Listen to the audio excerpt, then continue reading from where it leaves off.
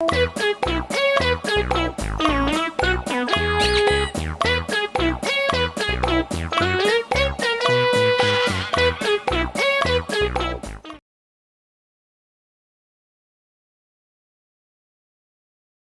33.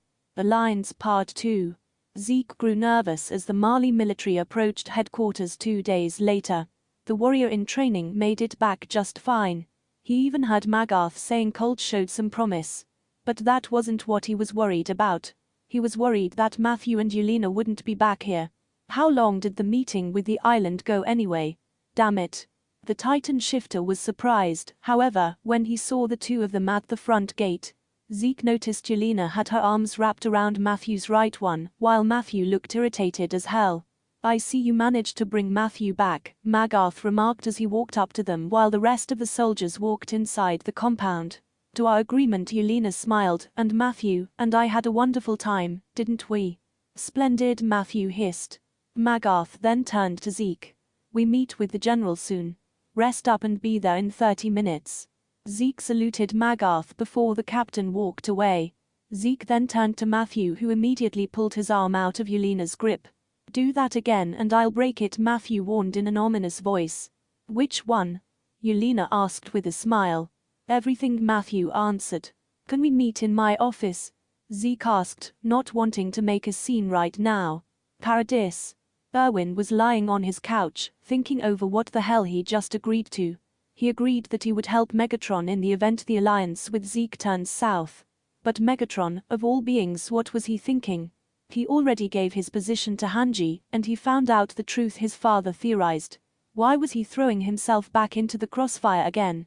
"It must be so hard," Megatron began. "It must be so hard going to sleep at night, knowing every action you did led to an ever bigger pile of mounting corpses. Knowing every action was practically in vain as they fought for a dream that never existed." Erwin groaned to himself. Damn that Titan. He forced himself to sit up as he remembered the conversation from last night. "You need help," Megatron began. Erwin looked at him in confusion. "I don't understand." "When Zeke and his team arrive on the island," Megatron began, "you need someone to spy on them as they are here." "I could spy on them just fine," Erwin retorted. "And what happens when you get caught?" Megatron retorted, "It'd be easy for them to find a one-armed male that had previous connections to the Survey Corps. That would cause more problems than it is worth. You need to find someone that they wouldn't suspect." "Why don't we just tell Hanji or Optimus?" Erwin suggested. "They'll be working too closely with them," Megatron answered. "Optimus doesn't enjoy using deception, and I don't necessarily trust the mad scientist to keep her mouth shut. So I need you to find someone who can track their movements. You have a week to do this." Erwin sighed to himself. It didn't help that Megatron gave him a limited amount of time. He could find someone in the military like Nile, but it wouldn't be fair to him to drag him and his family down a dark path. Pixis. Maybe. They could discuss plans while playing chess. But if Zeke had access to the Survey Corps, he would have access to the rest of the military. One slip up, everything goes to hell. So it would have to be someone who knows the military, but is also no longer a part of. Erwin widened his eyes. No. That was a psychotic option. He'd get in trouble and be thrown in jail, or worse. But before then, he might injure him and escape. But he heard that was part the council and the king's right-hand man. Someone who had access to the military. It could work, but it would be dangerous. Erwin looked over at the cloak on his chair and sighed before walking over and grabbing it. He was out of his mind. "So how was the discussion with them?" Zeke asked as he sat at his desk. "Fairly well," Yelena admitted as she sat on the couch. "They did say that they were still apprehensive of forming an alliance, but they didn't say no." "Will you inform me if they say yes?" Zeke asked Matthew. "I will," Matthew answered. One condition." "Condition?" Zeke questioned. "You never specified a condition." "Well, now I am," Matthew declared. "I heard the colossal titan still remains alive." "So? I need him dead," Matthew stated bluntly. "What?" Yelena asked in surprise. Zeke folding his hands on the desk inside before looking at Matthew. "No." "What?" Matthew growled. "You heard me." "No," Zeke declared as he stood up. "Not until you tell me exactly why Berthold needs to be killed." I have no reason to trust you, let alone tell you why the colossal titan needs to be destroyed, Matthew proclaimed.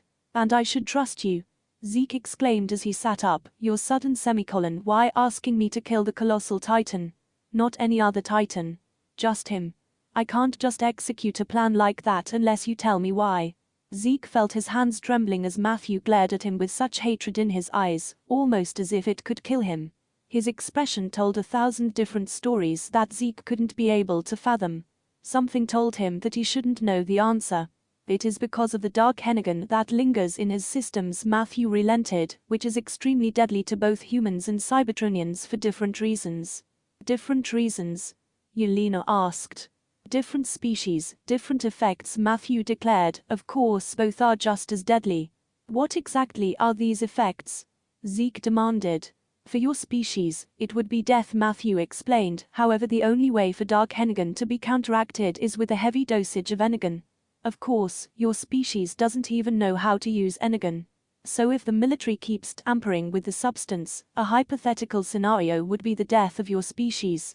An uncontainable virus that would wipe out all life on the planet save for Paradis because they have chosen to remain isolated behind the walls. And the other? Zeke pressed. Dark energon revives dead Cybertronians, Matthew answered. What? Yelena breathed as she sat up. It can bring people back to life. Not in the way that you think, Matthew proclaimed. The Cybertronian will come back as a mindless brute, with no recollection of the life it had before. Its only purpose will be destruction and chaos. If you humans somehow managed to recreate that with a pure titan. Matthew snapped his fingers in emphasis. As you humans say, all hell breaks loose. But you have that inside of you, Zeke remembered. You have the dark energon inside of you. That's how Berthold was infected in the first place. How the hell are you still walking around? You're supposed to be a mindless, undead corpse. How the hell are you still alive? Matthew leaned into Zeke's ear and whispered. There are worse fates than death. Zeke began trembling as Matthew made his way to the door and opened it. Find a way to have the current colossal titan exterminated, Matthew ordered before walking out and shutting the door behind him. Zeke began shaking as he slumped into his seat. This couldn't be real, could it? An energy source that could kill humans and revive the dead. The flying titan was proof of that. He was a literal devil, a walking corpse. He defied death. Sir, what will you do? Yelena asked. What do we do? We need to get rid of Berthold, Zeke spoke. We need to find a valuable reason to have him killed. Or else all of us are doomed. But what about him? What about Optimus? Yelena asked. We have to go through them to get to Iran. We wait, and we bid our time, Zeke answered before standing up, head back. I have a meeting to go to. Yes, sir, Yelena nodded. Before I go, Zeke began, did you manage to get Matthew's real name? No, Yelena shook her head. Everyone let me refer to him as Matthew. Zeke sighed in defeat. You're dismissed. Megatron sighed as he walked towards the balcony of the training grounds. He leaned against the railing and looked down to see the 4 humans he was training still alive, running with supplies on their back. It wasn't even hours after they returned and they were still training. They were sparklings. You would have done the same, Unicron commented. What differences do you even have with Marley anyway? Conquest, destruction, prejudice. Where do you have any right to judge these humans? Before Megatron could tell Unicron to shut up, someone threw something at him, causing him to immediately react and catch it. He glanced over to see Commander Calvi relaxing his arm and lowering it before walking to him. Thought you had a meeting, Megatron remarked in his other voice. I have a few minutes to talk, Calvi explained. Megatron raised an eyebrow before looking at his hand to see a roll of cash tied with a rubber band. I thought I didn't get paid, Megatron remarked. I decided to, Calvi admitted. Magarth was about to throw you in prison the moment we returned from the battle. Magarth thought your training wasn't helping. Turns out your training paid off with Colt. He showed a decent amount of promise. Not as concise as you, but with some more training, he would definitely be more of a threat to the demons on Paradis. So do I have a weekly salary now or what? Megatron demanded. You'll have a bi-weekly salary, Calvi answered. Should be a positive incentive for you. Doesn't change the fact that I'm a prisoner, Megatron shot back. Suppose not, Calvi sighed. What about the other warriors? Megatron asked out of curiosity. Reiner and Zeke, why don't I train them? They'll be busy with fighting in this war, Calvi explained. That should help with strategic thinking. Aren't there other ones? Megatron asked, wanting to see if he could get the man to talk about Annie and Berthold. They'll be unavailable for the time being, Calvi answered. Isn't that a little concerning, considering the war you're currently in? Megatron asked. We have a solution, one that I must discuss with my advisors, Calvi answered. I hope to see more progress with the others. Megatron watched Calvi walk away before cursing to himself. He knew that they were talking about using energon to power the Titans. He couldn't do anything to stop it in his position, not without creating a scene. He should have killed Lionheart, but he got careless. They have Cybertronian metal and energon at their disposal that they could use to their advantage. The unfortunate truth of all of this was that he had to count on that stupid monkey to at the very least prevent them from using dark energon. If Zeke couldn't do it, then he'd might as well just destroy the slagging place. He wasn't, under any circumstances, letting the dark energon get out. Zeke sat down with the Marleyan officials, while Magarth sat right next to him. They turned their attention to Calvi as he walked into the room and sat down at the end of the table. Calvi folded his hands together and sighed. We may have won this battle, but we all saw that our enemy has been advancing in greater weapons, Calvi began. With the colossal Titan incapacitated and the female Titan undergoing experiments, we can no longer afford to wait. Sir, what are you suggesting? Magarth asked. I'm suggesting that we start the energon experiments effective immediately, Calvi declared. Zeke grew worried as the other commanders discussed among themselves. Is it just the blue energon? Calvi nodded his head. The substance known as dark energon is too volatile for Berthold. Injecting that into another Eldian may not benefit us in the slightest. However, there are positive results with Annie Leonhardt, and her compatibility with the blue substance may be a good thing in combat with pure Titans. As long as you can control them, Zeke. So if anything goes wrong during the experiment, you need me there? Zeke asked. Calvi nodded his head. But couldn't we also use the dark energon for pure Titans? Another commander asked. It is not beneficiary at this time, not until we know its full effects, Calvi declared. We start the energon experiments today. We can't afford to wait. What about Berthold? Zeke asked. What do we do with him? We keep him in isolation for the time being, Calvi answered. We're heading out to the Titan research facility. Dismissed. The others got up and left the room with Zeke following close behind. He had to be patient and bide his time. If this experiment doesn't work, they might become desperate and send reinforcements to Paradis to grab Iran. Paradis. Erwin hid behind a wall as a soldier walked down a hallway with a rifle in hand. He adjusted his hood before continuing to run through the underground prison. Luckily he knew where he was before he resigned his position as commander. It made things a little bit easier. He made another turn down the hallway, but stopped when he heard really bad singing. Erwin carefully followed the noise to a door. He tried to open it, but found out that it was locked. Erwin sighed to himself before pulling out a pin and messing with the keyhole. He never thought he'd be doing something like this on a gamble. On second thought, he's done plenty of stupid things over a gamble. The door opened and Erwin stepped inside before shutting it behind him. He turned to see Kenny Ackerman lying on the bed, singing badly at the top of his lungs, not paying attention to anything around him. Erwin walked over and knocked on the metal bars, causing the Ackerman to sigh. What do you want, you dash? Kenny stopped when he saw Erwin remove his hood, causing the Ackerman to stand up. So the shorty got bored and sent his master to come and get me, Kenny hissed. I'm here of my own volition, Erwin explained. I'm no longer the commander of the Survey Corps. So you're breaking the law right now? Kenny smirked, amused at the situation. What for? Have you heard the news about Grisha's basement? Erwin asked. That humanity ain't extinct, and the world wants us dead, Kenny answered. That's all any of these guards have been talking about. Yes, Erwin nodded his head, and there is a chance that the island may be making an alliance with the Beast Titan. The ape in the last attack? Kenny asked. This doesn't mean shit to me. None of it does. And it shouldn't mean shit to you. Why do you care? Erwin felt guilt rise up in him, something that didn't go unnoticed by Kenny. Kenny sighed in irritation, realizing what was going on. You're a slave, Kenny muttered. A what? Erwin questioned.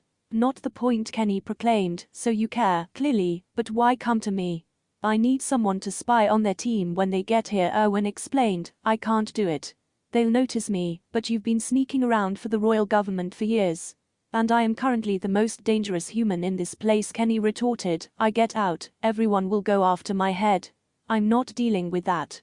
You can stay at my place, Erwin offered. They won't suspect that I'm harboring you. You're willing to protect someone that killed your own and is known as Kenny the Ripper? Kenny questioned with an amused look. Wow, you are more psychotic than I thought.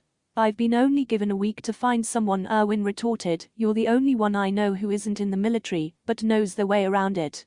Given a week? Kenny asked. By who? Erwin hesitated, but he had to be truthful in the event he decided to join. The Flying Titan. Hell no, Kenny immediately shot down. Wait dash. You're helping out that asset, Kenny demanded. I thought I was insane, but you clearly are nuts. He's got a track record longer than the time humans probably existed. I know, Erwin agreed, but his intuition is usually right. Intuition my foot, Kenny declared. I'm not getting myself entangled in that mess. Don't you want your freedom? Erwin asked, trying to appeal to Kenny from a different angle. Don't you want to be free? Do you really want to live here for the rest of your days? There's a difference between surviving and living, Kenny declared, and I lost my will to live. I'm just too much of a coward to actually do anything about it. Then find a different one, Erwin advised. Find a different path that you can travel. That's what I'm doing right now. Because you're fucking guilty, Kenny hissed as he turned away from him. I'm not doing it. Not helping you. Erwin sighed to himself. There must be something you can still fight for. There must be something or someone you are willing to protect. If you don't want to live for yourself, then that's fine. Do it for them. Everyone I care about is dead, Kenny quietly said. Then help me protect the island so that you can honor them and the dreams they wanted, Erwin pleaded. Erwin threw the pin he used to unlock the door into the cell. That's your ticket out of here. If you want to run like a coward, then go ahead. If you want to join me, I live in the Walrose region south of Utopia. Make your choice. Kenny heard Erwin open and close the door before sighing to himself. Erwin was really taking a stupid gamble with this. What should he even do? He had the option to be free once more, and now that he knows that humanity's extinction was a lie, he could find a way to book it off the island. But he was second-guessing himself. Why? This world will come to ruin one day, Yuri told him. Kenny gripped the side of his head in pain. Until that day, I wish to create a paradise, Yuri continued. Kenny remembered Yuri's smile as he stared out into the lake, seeing something that he could never understand. Kenny hissed to himself before looking down at the pin left in his cell. He began doubting himself and questioned once more of the life he wanted. Titan Research Facility. The Eldian struggled in fear as he was brought to the research facility where the Titan consumption ritual takes place. Commander Calvi and the rest of the generals stood behind a bulletproof window to protect themselves in the event that the experiment went awry. The Titan will remain a 5-meter class in order to prevent damage, Calvi explained. Sir, what do we do if the experiment doesn't work? Another commander asked Calvi. We'll think of something, Calvi answered. Zeke glanced at his superior officer before looking to see the Eldian being chained up. They were testing the regular Energon and were expecting some positive results, but he hoped that this didn't work, so the experiment could be scrapped altogether.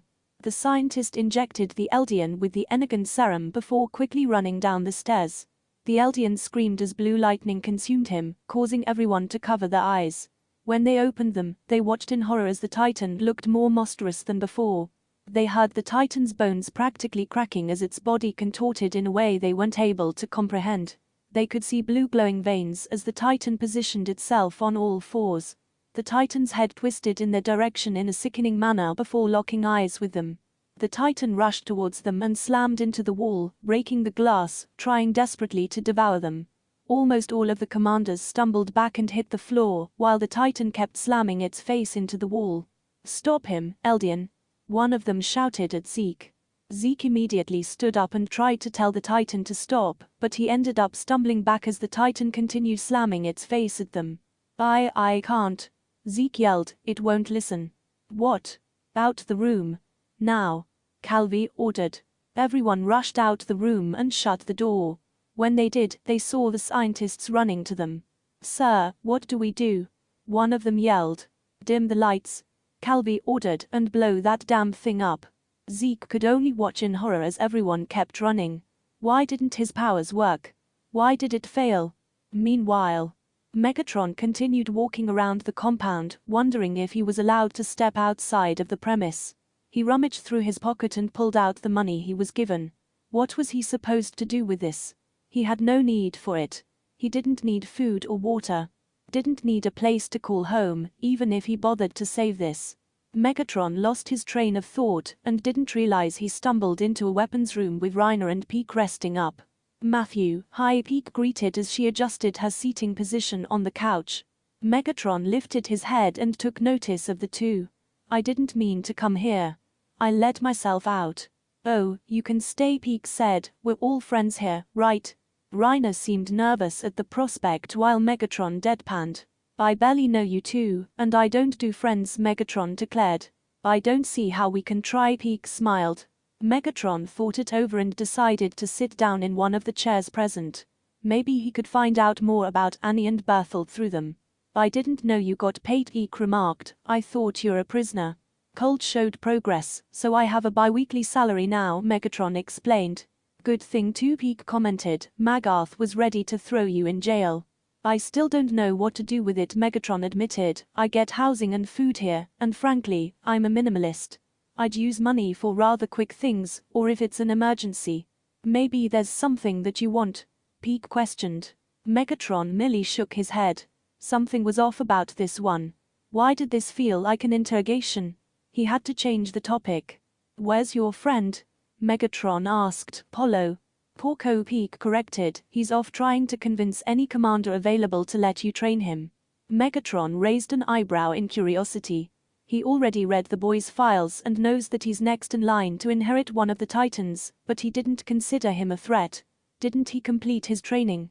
He did, Peak answered, but he's been rather insistent about it because of the Flying Titan. Now that got Megatron's interest. Flying Titan? I thought Porco wasn't on the island. He wasn't, but I'm not sure if it's my place to tell, Peak admitted. Sorry.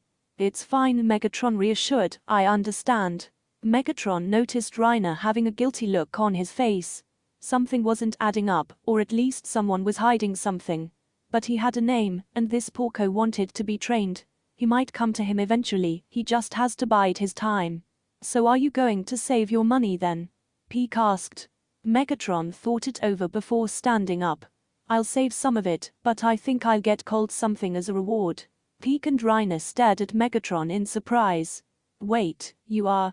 Reiner asked, but why? He did well, according to the commander, Megatron explained. Besides, positive reinforcement is sometimes a good motivator. But we're devils, Reiner reasoned. I don't see why that has to be an excuse, Megatron admitted. War's complicated, and people die. Sometimes the simple things can help with motivation. Megatron waved goodbye to them before walking out of the room, leaving a baffled Peak and Reiner behind. Wow, Peak began, Matthew's really interesting. I never thought I'd meet someone who's at the very least indifferent to us. Yeah, Reiner trailed off. Can't he get in trouble for that? He's making a good impression on Commander Calvi, Peak reminded. He ranks higher than Magarth, so Matthew could get away with a few things here and there. But they'll think he's a devil, Reiner reminded. Something tells me he just doesn't care, Peak shrugged. Reiner grew even more concerned at that. When he got the chance, he had to warn him. Associating with them was dangerous. Titan Research Facility. Calvi, Magarth and Zeke could only watch as the Titans still ran around rampant in the cage, despite the fact that they tried to blow up the neck as many times as possible. The Titan clawed and clawed at the walls, searching for a meal, but it couldn't find it, as the three watched from a high floor in the vicinity. It seems to go after large groups of people, Calvi observed, and has been shown to have a faster regeneration time. What the hell did we even create? Magarth hissed as the Titan twisted its neck and growled. Can you try to control it? Calvi asked. I tried, Zeke spoke. Nothing's been working. This is unreal, Magarth breathed. No, this is good, Calvi declared. Good, Magarth demanded. Are you out of your mind? A practically indestructible Titan with an increased level of speed and strength, Calvi began. And that's without you controlling them. Then how do we get rid of it now before it tears up the place? Magarth demanded. We'll figure something out, Calvi answered. After all, Annie is completely stable with the Energon in her system. Once we determine it's safe, we can administer it to you, Zeke. Are you sure that's a good idea? Zeke asked. What if it doesn't work and Marley loses the Beast Titan as a result? That's what further experimentation is for, Calvi countered. Don't tell me you're having doubts. No, Zeke answered, not wanting to get into trouble. So what do we do now? Magarth demanded. We can't control the damn thing, not enough to use it in war. Zeke saw this as an opportunity and spoke. We could try to get the founding titan from Paradis. Calvi and Magarth turned their attention to Zeke. Zeke, this is hardly the time, Magarth reminded, not with those two titans on the island. But we can't control this one. Zeke gestured down to the titan still squirming. We could use the founding titan to control it before administering the energon. That's even if we can get our hands on it without being spotted by that flying titan. Magarth exclaimed. That being shows no remorse. But we might need to try, Calvi agreed. Sir, Magarth exclaimed. Two of our titans are currently out of commission, Calvi continued. We have no time to advance our weaponry to the efficiency of the Middle Eastern nations. We need to find a way to get the founding titan now more than ever. We could interrogate the devil before we feed him to someone else too. He's been training under this Optimus Prime, he might know some of his weaknesses. Calvi turned to Magarth. We must try to reclaim the founding titan. Zeke nearly sighed with relief before turning his attention to the sporadic titan. What the hell was he going to tell Matthew? Later that evening, Colt yawned to himself as he held Falco's hand and walked over to the exit of the compound. He stopped in his tracks when he saw Matthew leaning against the gate staring at him. He felt Falco let go of his hand and hide behind him as Matthew walked up to them. Sir, Colt saluted. You don't have to salute me, Matthew declared as he walked over to them with a bag in hand. What are you doing? Colt hesitantly asked. I heard you did well in battle, Matthew said. My guess, Colt said in hesitation. I managed to hold my own against 3 enemy soldiers before Zeke showed up to take the stronghold. Matthew hummed in response. Suppose I'm grateful to you. You are? Colt asked in surprise. Magarth was going to put me in jail until he saw your progress, Matthew informed before giving the bag to Colt. Consider this my thanks. But I'm the reason you're here in the first place, Colt reminded. That was my choice to help you, Matthew proclaimed. Colt opened the bag given to him and was surprised to see it full of fresh fruit like oranges and apples. Eldians aren't exactly given good food, Matthew said. I know you're given enough to prevent you from starving, but you're not granted luxuries like that. Matthew, these are expensive. Colt exclaimed. You can't just dash. I have housing and food, Matthew reminded, and I'm a minimalist. It's fine. But you dash. It's fine, Matthew repeated. You should head home. Colt was about to protest one more time, but Millie sighed in response. Thank you. Megatron nodded his head as Colt walked out of the compound with Falco in tow. He noticed the boy staring at him as he held his brother's hand, but didn't pay any mind. He turned his attention to Zeke, who came running to him, out of breath. Office now, Zeke exclaimed as he grabbed Megatron by the arm. Megatron allowed Zeke to pull him, sensing it was urgent. He noticed the hand of the holoform slightly glitching, meaning he would have to turn it off soon. Zeke managed to drag Megatron into his office before shutting the door behind him. Megatron noticed Zeke having a worried look on his face as he shut the windows. You said energon was toxic to humans, Zeke hissed. It is, Megatron proclaimed. Then why the hell did it create a Titan that has faster regeneration time and can't follow my orders? Zeke demanded. Megatron stared in surprise. It did what? It was this abomination. Zeke exclaimed, contorted and twisted. The damn thing is still alive and nothing we have is able to kill it. Megatron immediately had an expression of pure rage and was about to storm out the room, but Zeke quickly grabbed his arm before he could reach the door. They still want it alive, Zeke told him. You kill it now, all hell breaks loose. I'll destroy it along with the rest of that Titan research facility, Megatron declared. And have it traced back to you? Zeke demanded. I've seen what humans can do when tampering with Cybertronian biology, Megatron declared. I am not going to allow that to happen again. We have to bide our time. Zeke hissed. They aren't to use it yet, but they will test it further. I did manage to throw in a recommendation for the time being. Megatron pulled his hand from Zeke's grasp and glared at him. Explain. I told them that we should try to send fleets to Paradis. Zeke explained. It will take time for them to set up the arrangement, but I can place my followers on the ship, and they should be able to assist Paradis. How fast can they get there? Megatron demanded. I don't know yet, Zeke admitted. It could take months to prepare Ash. Months? Megatron hissed. You humans are too inefficient. And primitive. We do what we can, Zeke proclaimed. Megatron nearly growled before contacting Optimus. Prime, we have a problem. It will have to wait, Optimus declared. We have a situation on the island. What could possibly be going on over there right now? Megatron demanded. Kenny Ackerman escaped prison, Optimus answered. Zeke saw the stunned expression on Matthew's face before it turned into one of anger. The Titan turned to him and glared. I need you to cover for me, Matthew declared. There's an issue on the island. When will you be back? Zeke demanded. In the morning, Matthew answered. Say I'm sleeping or something. Before Zeke could respond, Matthew deactivated the holoform. Later that night, Erwin stiffened when he heard a knock on his door. He sighed to himself as he got up and walked to the door, calming himself down and hoping that it wasn't Megatron. He wasn't ready to deal with him yet. He did give him a week, but depending on the urgency, he might not stay true to his word. Erwin opened the door and stared in surprise to find Kenny standing at his door in a black coat with a hat to match. Surprise, Kenny said. I didn't think you'd come, Erwin remarked. Well, I ain't got nothing better to do, Kenny declared as he made his way inside. So what exactly is the plan? Were you followed? Erwin demanded as he shut the door. Kenny deadpanned. Who the hell do you think I am?